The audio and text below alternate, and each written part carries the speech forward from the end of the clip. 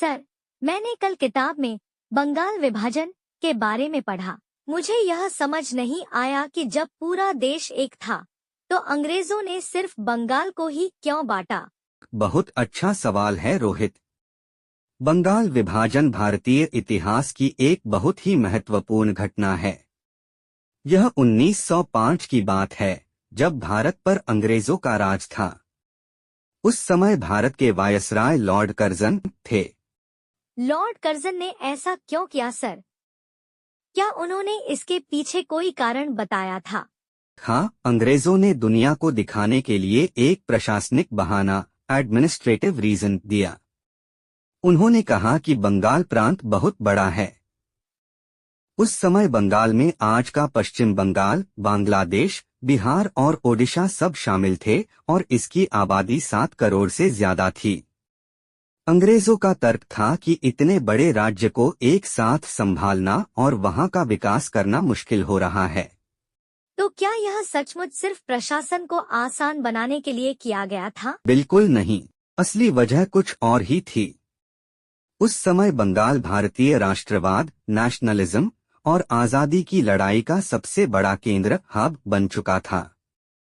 हिंदू और मुस्लिम कंधे से कंधा मिलाकर अंग्रेजों का विरोध कर रहे थे।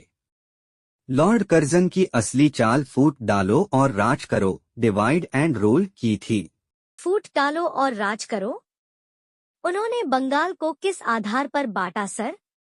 उन्होंने बंगाल को धर्म और भाषा के आधार पर 2 हिस्सों में बांटने की योजना बनाई। पूर्वी बंगाल, ईस्ट बंगाल, जहां मुसलमानों की संख्या ज्यादा थी, यह हिस्सा आज का बांग्लादेश है।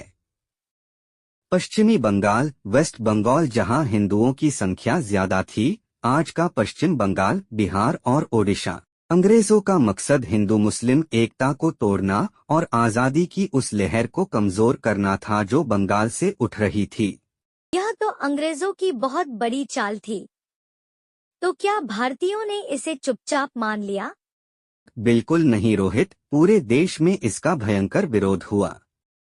16 अक्टूबर 1905 को जब यह विभाजन लागू हुआ तो पूरे बंगाल में शोक दिवस मनाया गया। लोगों ने उपवास रखे, नंगे पैर चलकर गंगा स्नान किया और वंदे मातरम गाते हुए सड़कों पर जुलूस निकाले। मैंने कहीं पढ़ा था कि इस दौरान रक्षाबंधन भी मनाया गया था। क्या यह सच है?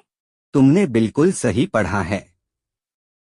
गुरुदेव रवींद्रनाथ टैगोर के कहने पर हिंदू और मुसलमानों ने आपस में एकता और भाईचारा दिखाने के लिए एक दूसरे की कलाइयों पर राखियां बांधीं।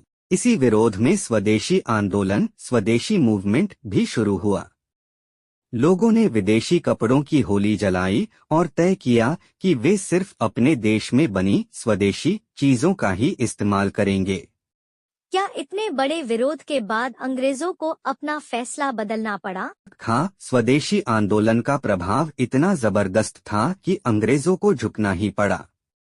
आखिरकार 6 साल बाद 1911 में जब दिल्ली दरबार लगा तो ब्रिटिश सम्राट जॉर्ज पंचम, किंग जॉर्ज द फिफ्थ, ने बंगाल विभाजन को रद्द कर दिया और बंगाल को फिर से एक कर दिया गया। वाह, यह तो भारतीयों की बहुत बड़ी जीत थी। जीत तो थी, लेकिन अंग्रेजों ने जो हिंदू मुस्लिम के बीच नफरत का बीज बोया था वह पूरी तरह खत्म नहीं हुआ। आगे चलकर यही बीज 1947 में भारत और पाकिस्तान के बंटवारे का एक बड़ा कारण बना।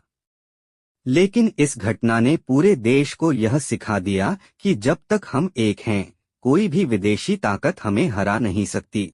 अब मुझे पूरा कॉन्सेप्ट बिल्कुल अच्छे से समझ आ गया सर।